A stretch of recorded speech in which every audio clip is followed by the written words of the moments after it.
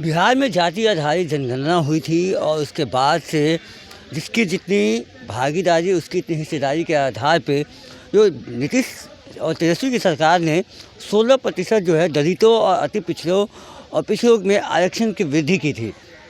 लेकिन ये मामला जो है हाईकोर्ट में गया, हाईकोर्ट के बाद इसमें रोक लगा दिया गया और जो आरक्षण नीतीश कुमार और तेजस्वी यादव की सरकार में मिली थी वो भाजपा और नीतीश की सरकार में ख़त्म कर दी गई। तेजस्वी यादव जो है वो रुख करते हैं सुप्रीम कोर्ट की ओर कि जो आरक्षण जो बढ़ाई गई थी 16% उसको जो है फिर से जो है वो लागू कर दिया जाए। लेकिन ये अभी तक मामला कोर्ट में है। इसके बाद से ही तेजस्वी यादव इसको 9वीं अनुसूची में आरक्षण को डालने की मांग कर रहे थे ताकि ये आरक्षण जो है वो सिक्योर हो जाए, लेकिन नीतीश कुमार ने ऐसा नहीं किया।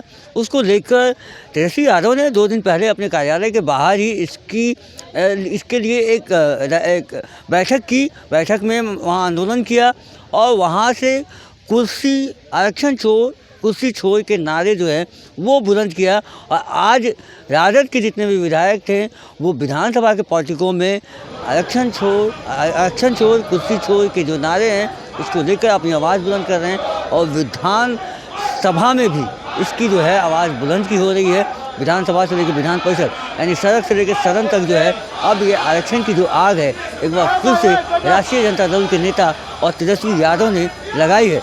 अब देखना ये है कि विधानसभा चुनाव आने वाला है और विधानसभा चुनाव आने के बाद के पहले जो है ये आरक्षण का मुद्दा जो है वो कितना गरमाएगा और क्या आरक्षण के मुद्दे को लेकर तेजस्वी यादव आगे बढ़ेंगे, क्योंकि बहुत सारे ऐसे मुद्दे हैं, क्योंकि ये अंतरिम बजट है सरकार का और ये चुनावी साल है। इसमें बहुत सारे ऐसे मुद्दे जो हैं वो तेजस्वी यादव उठा रहे हैं, चाहे वो माई बहन मान सम्मान योजना लेने की बात हो, बेटी योजना भी उन्होंने अभी शुरू करने की बात कही है कि जब उनकी सरकार आएगी तो ऐसे तमाम जो है सरकार के जो चेहरे हैं वो उजागर करने की कोशिश तेजस्वी यादव कर रहे हैं। लगातार आरक्षण की बात जो है वो कर रहे हैं। आरक्षण की बात बहुत पुरानी है, आरक्षण की आग पहले भी इस देश में लग चुकी है, लेकिन ये 16% जो आरक्षण है जो तेजस्वी यादव और नीतीश सरकार में मिला था जाति आधारित जनगणना के बाद वो क्या ये चुनावी साल में क्या इस चुनाव में जब तेजस्वी यादव उतरेंगे तो ये एक उनका अहम मुद्दा रहेगा। और ये इसलिए मैं कह रहा हूँ क्योंकि आज उन्होंने विधानसभा में के पॉलिटिकों में जिस तरीके से आंदोलन किया है, उनके विधायकों ने राजद कार्यालय में तो ये आंदोलन हुआ था, वहाँ से आवाज़ें बुलंद हुई थी कि तेजस्वी यादव ने साफ कहा था कि आरक्षण चोर के साथ हम लोग नहीं जाएंगे, आरक्षण खोर हैं, आरक्षण चोर हैं और हम नीतीश जी के साथ नहीं जाएंगे, हम सीधे चुनाव में जाएंगे।